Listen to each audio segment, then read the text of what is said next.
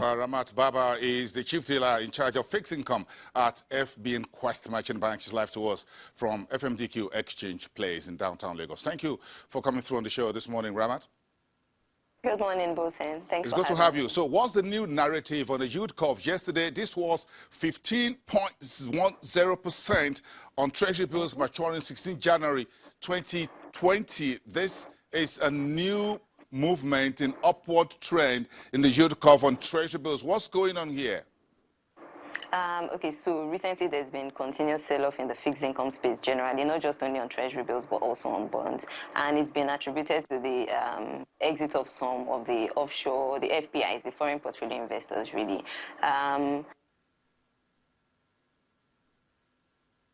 As a looming trade wars, really. Basically, that's been it. The January bills, yes, they currently have they're trading at the highest discount, and the yield is almost 15.99% thereabout. That's almost 16%. And besides that, even at the primary auctions, we've seen yields trending higher. At the last auction, stop rate was 12.88% that's the discount rate for the one-year bill. And at the auction just days before, it actually closed at 12%. So definitely, everything is moving upwards continuously. Yeah, this is pushing the central bank towards back against the wall. So what would be the option here for the central bank? What do you think the financial regulator should do? 15%, 16% for January Treasury bills. Well, that's good news to investors, but sell-off continues. And this liquidity management issue is still before the financial regulator as well. How do you think the central bank will play this side by side moving forward, at least in the short to medium term? To be honest, I think the yields going up in the secondary market has been in reaction to what happened at the primary auctions, because themselves decided to make yields go higher. Of course, bills were issued at 12.88% for the one-year bills. So it's only normal that the secondary market will take a cue from that. Also, don't forget that we've seen offshore guys exiting. In the FX market, there's been tight liquidity. CBN has been the one intervening. So that's why the FX market, the I&E market has continued to have a high turnover, because the CBN has been intervening, of course. So, and of course, the offshore guys are still indicating that the yields are still very unattractive. They are quite unattractive to them for the level of risk they're taking. So as it is, the CBN might just have to keep offering better levels. There's a bond auction tomorrow, by the way, just to mention. Yes. I was seeing the entire defense of the Naira and all of that, taking 1.1% out of our Forex reserves. We are now around 44.4 billion US dollars. So with the announcement that banks may now be part of the FX restrictions on food imports, how did you folks at the banks took this news yesterday? Okay, with the restriction on food imports, of course, that means most of that demand is going to, well, for the currency, to be honest, it might be some form of devaluation in the long term, or maybe medium to long term. It might not be immediate, but that's what's going to happen. Then we need to, then there'll be a lot of focus on what inflation is going to be. At the last release of inflation, that's last week, I think, inflation actually dropped to 11.08% from 0.22%. But then again, we saw food inflation coming down. And at the same time, we saw the import component of food inflation actually going up. So might have been the reason why the government felt, why are we still importing when we do things locally? But then it's going to put a bit of pressure on inflation and on food prices locally. Yes, it's going to be a bit of interesting scenario out there. It looks like things are tight. So give us the opening call for today, Tuesday, on the fixed income side. Okay, for today, it's been pretty much quiet. There's a bond auction tomorrow. Yields have already trended up in the bond market, so expectation is we see what happens tomorrow, and then that sets the tone for activities going forward, really. In the Treasury Bills market, it's not been very active. Yesterday wasn't so active. Of course, there have been pockets of buys and sales, more of sales, and then a few people come to pick up one or two maturities, and then sales again. So it's just been the same sequence going, but more of sell-off. That's been the direction pretty much. Yields remain high, and coupled again with the fact that liquidity in the money market space is actually very tight. There was the retail intervention last week Friday, and yesterday there was the CBN FX wholesale intervention, taking out a lot of FX liquidity. So the interbank market has been trading, that's the money market has been trading above 20% level. So that's another reason why a few people might just choose to sell off some of the short-tenured bills to create room for liquidity, really. Yeah, interesting. Hanging in there, Ramat Baba, thank you with the rest of your folks on debt markets. Thank you so much. Do have a great day from FBN Quest Merchant Bank. Me too. That's the chief dealer in charge of the fixed income there out of FMDQ Exchange Place. So the stock market is in a green territory starting today, Tuesday, the second trading day of the week. Zenith Bank shares is among the most actively traded so far within the first hour of trading. And in terms of share price, that stock is now up 1.4%.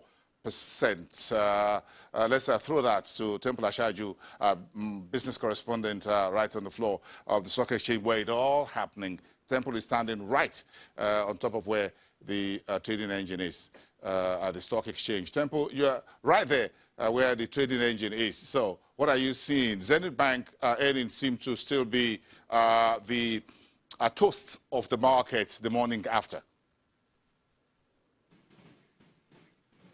Yes, that's because investors are taking position. I mean, 30 kobo, if you do your calculation, is something huge. By the time you look at what you will get, you will want to increase your interest in Zenith Bank. Yes, this is a company that was days before was trending lower. Yes, Temple, quick one there. Sorry to interrupt, but it's not the shareholders only that will get 30 kobo per share. In fact, the tax that the Zenith Bank will pay to the government is in billions of naira.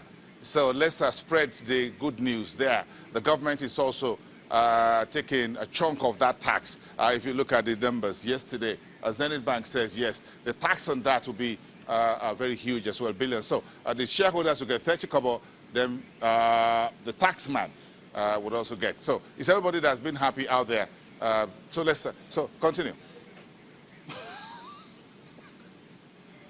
Okay, so, well, the point is, I mean, investors will be happy eventually. The federal government will also be happy because, I mean, that will contribute a whole lot to their income. So, like you said, everyone gets, it's a win-win for both the company, the investors, the sovereign government on its own, too. So it's what cuts across board, and that's why we're seeing the numbers rising, even though we know that the yield was kind of flat. There's no big difference. Ditto with GT Bank, the yield on the dividend yield, it grew quite all right, but I mean it's the same thing that was paid out last year. So, but you take advantage of that gain, no matter what it is, because of course it is some good income to you, to your account eventually, Bosun. Yes, if you look at the index now, it's up because of the Zenith Bank and a few others there. I'm looking at the banking sector index, almost 0.40%. Looks like a very green start to Tuesday. Any idea, do you think this will continue to the rest of the day? Yesterday was big, at least 0.25%, or 3/4, I beg your pardon.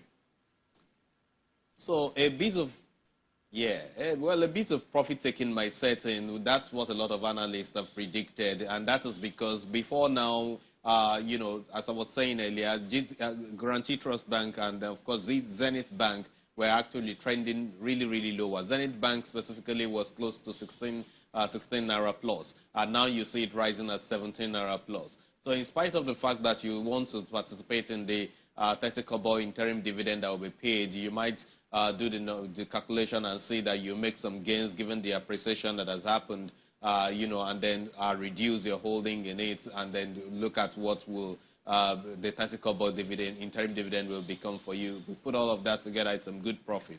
So we'll see a little bit of that. Now look at the consumer goods segment of the markets too. Nestle on Friday shed some 10%. Yesterday it actually reduced as well. Today we are seeing it making a comeback, so 1,200 and something naira, as opposed to 1,113 naira that we saw it at yesterday. So investors will quickly do some profit taking, and so at the end of the day, if we check by the close of business, things might be either way eventually, Bosun.